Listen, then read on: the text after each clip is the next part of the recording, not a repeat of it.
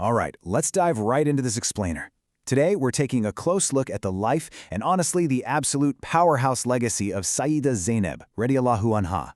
We're going on a journey to figure out exactly how she practiced such unwavering faith, even in some of the most unimaginably difficult circumstances history has ever recorded.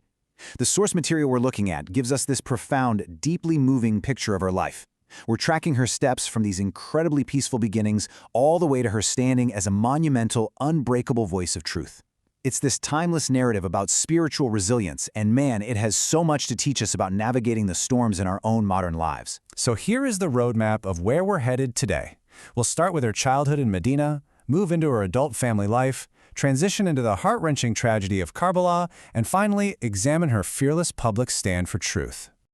Okay, to understand how someone survives a literal Category 5 storm in life, you really have to look at how their foundation was poured in the first place. Our source text paints this beautiful, tranquil picture of Medina. Young Sayyidah Zaynab grew up in this incredibly peaceful setting, right alongside her beloved grandfather, Prophet Muhammad, peace be upon him. The text highlights that she was raised in a home just overflowing with faith, patience, and courage. And think about what that actually means day to day. It wasn't just a physical place, it was the ultimate spiritual incubator. She was constantly surrounded by the highest examples of moral character and divine guidance. The deep patience and resilience she'd desperately need later on, they were planted, watered, and nurtured right here in this perfectly grounded environment. Now, as she grew into adulthood, she really cultivated these noble qualities that just became her defining characteristics. She was known far and wide for her immense wisdom, her boundless generosity, and her absolute unwavering trust in Allah. The source notes she was deeply involved in helping her family, caring for children, and just demonstrating this profound act of kindness. But here's the crucial thing to understand. She didn't just practice faith as some abstract philosophical concept floating around in her head. She lived it, practically, with her hands and her words. She cared for the vulnerable, and she always stood firmly for truth and righteousness. Her faith was this highly active daily practice of doing good long before the ultimate test ever arrived. Consider for a moment the jarring, devastating shift in her life's environment. She went from the profound peace and the familiar warmth of Medina to the unimaginable horrors and absolute tragedy of Karbala. It's a massive, violent shift that would honestly break almost anyone. But the key takeaway from our source material is this. While the external world completely fractured and collapsed around her, her internal world did not. The peace she built up in Medina literally became her fortress in Karbala. Her unwavering faith was the one constant, indestructible anchor that survived that devastating shift. The source describes this deeply solemn atmosphere in the immediate aftermath of Karbala.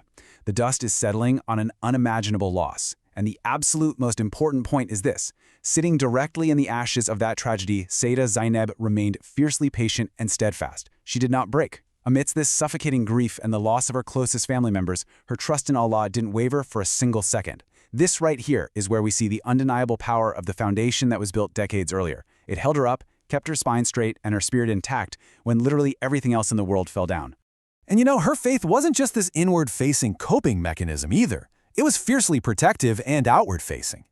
First, she instantly took on the role of protector, gathering and sheltering the terrified children from any further harm. Second, she actively encouraged everyone around her to remain firm in their faith, despite the absolute despair they were feeling. She became the solitary pillar for her community in their darkest, most frightening hour. Which brilliantly goes to show that true, unwavering faith involves lifting others up and providing spiritual shelter, even when your own heart is breaking. But her steadfastness in those tents was really just the beginning. The narrative describes her actually stepping out to stand before a hostile crowd, speaking fearlessly and with this immense, untouchable dignity. Just imagine the remarkable courage she had to summon from the depths of her soul to pull that off. After everything she just endured, the physical exhaustion, the unimaginable emotional loss, she steps forward. She doesn't hide away in defeat. She transforms into the ultimate historical symbol of courage. She stands firmly before the people and the authorities of the time to ensure the reality of what happened and the absolute righteousness of her cause is known to all of history.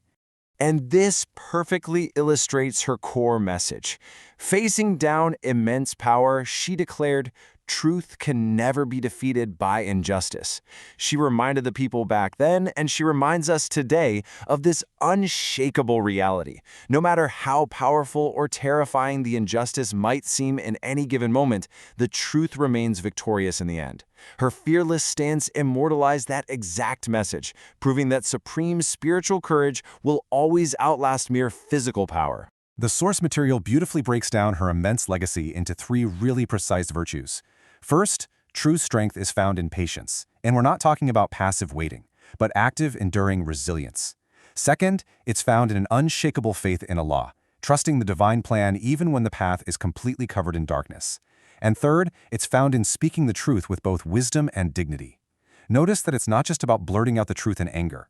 It's delivering it with wisdom and dignity, exactly as she practiced her whole life.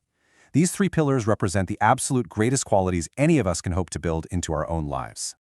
The text leaves us with this deeply peaceful image of a serene sunset over Medina, bringing us right back to where her foundation began.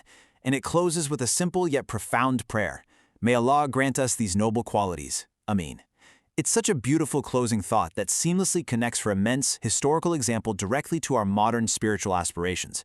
It reminds us that her life isn't just history. It's a living, breathing template for how we too can cultivate a heart of deep peace and a spine of absolute steel.